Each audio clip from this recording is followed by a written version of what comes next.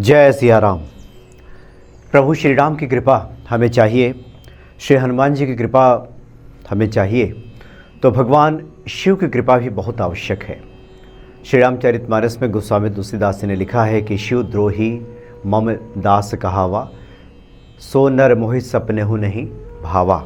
ऐसा प्रभु श्री राम जी का वक्तव्य है, ऐसा वचन है कि जो व्यक्ति भगवान शिव का भक्त होता है वही प्रभु श्री राम की भक्ति का अधिकारी बनता है। 8 मार्च को महाशिवरात्रि है और महाशिवरात्रि के दिन 300 सालों के बाद, पूरे 300 सालों के बाद एक दुर्लभ संयोग बन रहा है। ये महासंयोग है और त्रिकोणीय दुर्लभ संयोग इसे कहा जा रहा है। श्रवण नक्षत्र होगा, घनिष्ठा नक्षत्र है और शिव योग है उस दिन। तो उस दिन भगवान शिव का अगर विधि पूर्वक, विधि विधान से व्रत रख के पूजन किया जाए तो हमें विशेष पुण्य फलों की प्राप्ति होती है। जो भी सांसारिक सुख है वो भक्तों को तो प्राप्त होता ही है, साथ ही प्रभु श्री राम की कृपा भी प्राप्त होती है। और जो भी हनुमान जी के भक्त हैं उन्हें तो उस दिन का, उस विशेष दिन का जरूर लाभ उठाना चाहिए।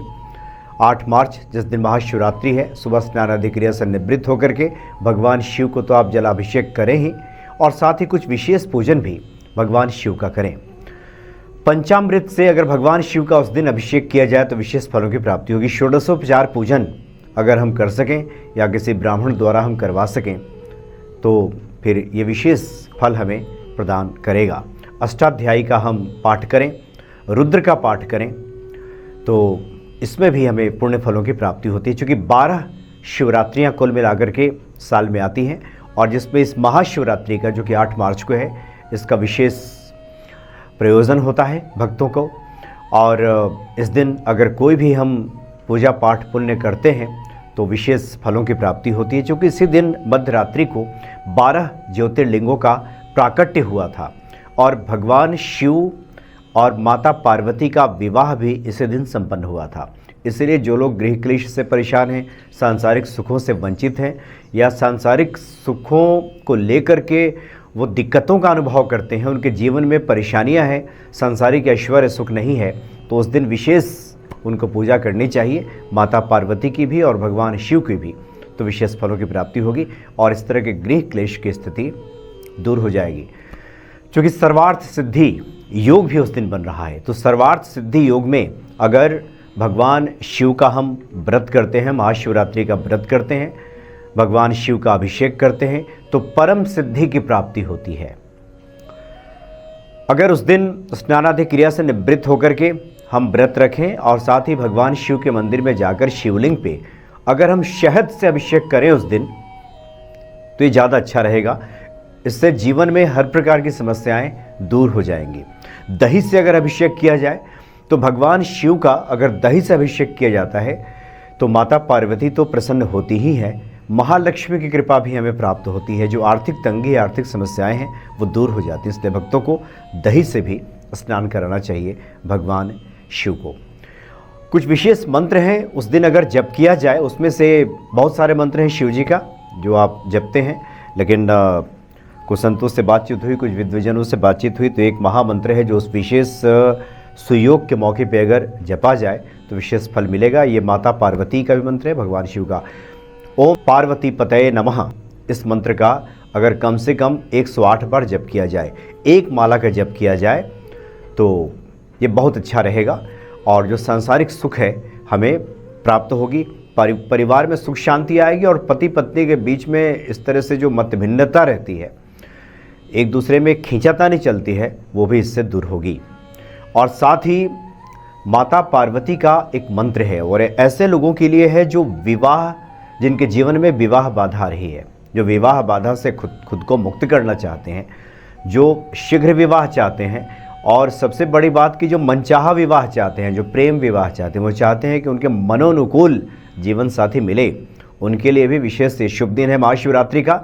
उस दिन आप भगवान शिव को जलाभिषेक करने के बाद माता पार्वती का भी पूजन करें और साथ ही एक मंत्र है ओम ह्रीं योगिनी योगिनी योगेश्वरी योग भयंकरी सकल स्थावर जंगमस्य मुख हृदयम मम वशम आकर्ष्य आकर्ष्य नमः। इसका अर्थ यह है कि हे माँ पार्वती, जो पवित्र है और जो निरंतर भगवान शिव के प्रेम में है। माता पार्वती से कहा जा रहा है कि जो निरंतर हैं और आप भगवान शिव के प्रेम में हैं, आप मुझे हर प्रकार के सुखों को प्रदान करें और साथ ही मुझे आशीर्वाद दें कि मैं अपने प्रेम को पा सकूं और उसके फलस्वरूप ये पूरे संसार को मैं वशीभूत कर सकूं। यहाँ तात्पर्य ये है कि हम जो चाहते हैं उसका वो वशम आकर्ष्य स्वाहा, यानी आकर्षण की वो शक्ति बढ़े जिससे हम चाहते हैं कि प्रेम विवाह हो जाए या मनोनुकूल जीवन साथी मिले।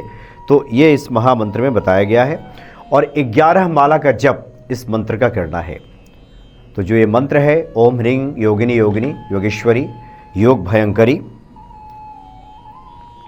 सकल स्थावर जंगमस्य मुख हृदयम मम वशम आकर्ष्य नमः, इसको 11 माला का जप करना है।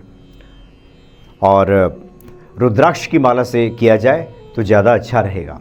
तो इस माला से आप जप कीजिए 11 माला, और इससे विवाह में आने वाली अड़चनें दूर हो जाती हैं। जिन लोगों के विवाह में बाधा आ रही है, और चाहे वो स्त्री हो या पुरुष, ये पुरुषों के लिए भी है और स्त्रियों के लिए भी है, ये दोनों के लिए है।